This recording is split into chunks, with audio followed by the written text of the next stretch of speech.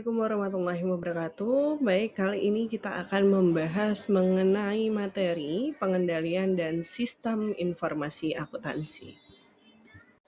Assalamualaikum warahmatullahi wabarakatuh. Baik, di dalam lingkungan bisnis yang modern, di dalam perusahaan, ada beberapa ancaman-ancaman yang dapat terjadi terkait dengan sistem informasi akuntansi. Ancaman terhadap sistem informasi akuntansi dapat meningkat yang mencakup salah satunya adalah ancaman terkait dengan hacking, terkait dengan malware, terkait dengan serangan cyber. Berikut adalah merupakan ancaman-ancaman yang dapat terjadi terhadap sistem informasi akuntansi. Yang pertama, informasi tersedia untuk sejumlah pekerja tidak pernah ada.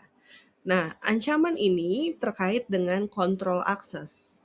Ketika lebih banyak karyawan yang memiliki akses informasi yang tidak relevan dengan pekerjaan mereka, resiko kebocoran data akan semakin meningkat dan juga akan mengakibatkan penyalahgunaan informasi.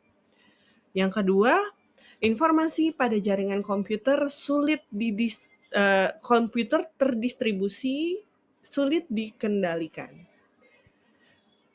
Data yang didistribusikan ke berbagai lokasi ataupun jaringan membuat akan lebih rentan terhadap akses yang tidak sah. Sehingga balik lagi ini juga berkaitan dengan kontrol keamanannya.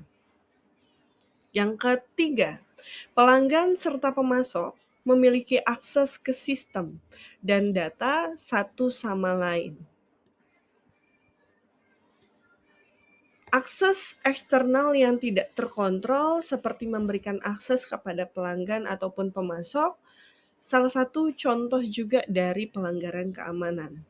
Jika tidak ada batasan yang tepat atau pengawasan yang tepat, mungkin pihak eksternal akan dapat melihat yang seharusnya tidak mereka lihat.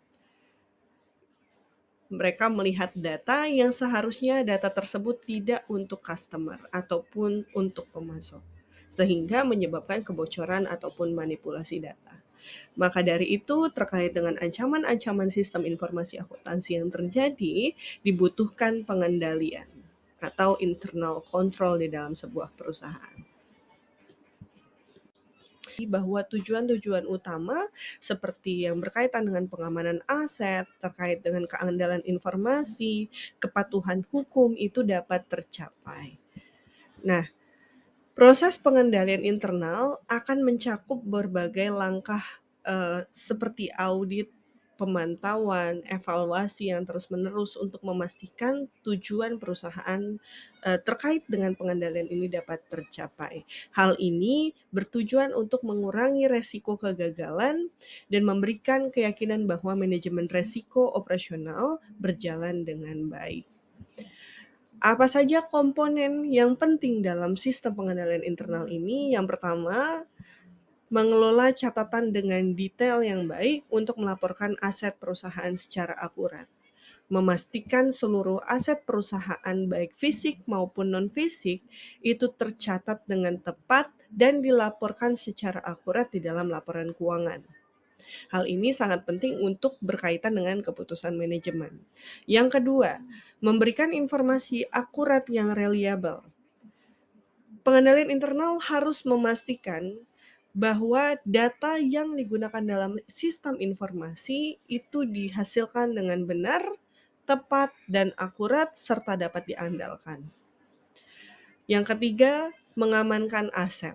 Langkah pengendalian internal ini berguna untuk pengamanan yang berkaitan dengan kode akses, dilakukannya enkripsi data, harus diterapkan yang berkaitan dengan pengamanan aset untuk mencegah pencurian, kehilangan data, atau penyalahgunaan aset perusahaan.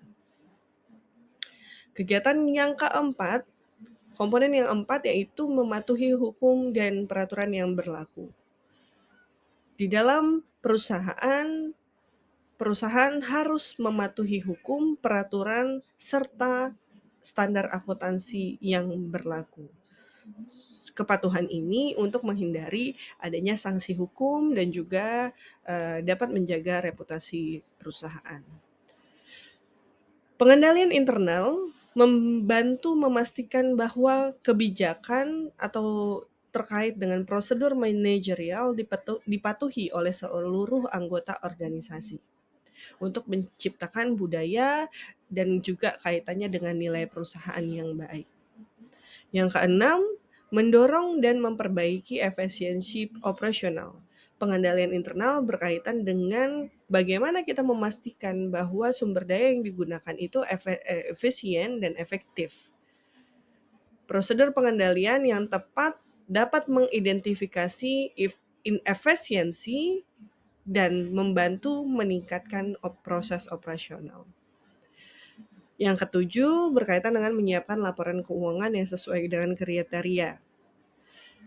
Membantu memastikan bahwa laporan keuangan disiapkan sesuai dengan standar akuntansi yang berlaku dan juga pencerminan kondisi kondisi keuangan perusahaan akan lebih akurat. Bahwa tujuan-tujuan utama seperti slide sebelumnya sudah dijelaskan terkait dengan tujuan dari pengendalian internal, di mana pengendalian internal dilakukan untuk memastikan kegiatan dan proses pada perusahaan itu berjalan dengan baik, efektif, dan juga dapat mencapai tujuan dari perusahaan itu sendiri.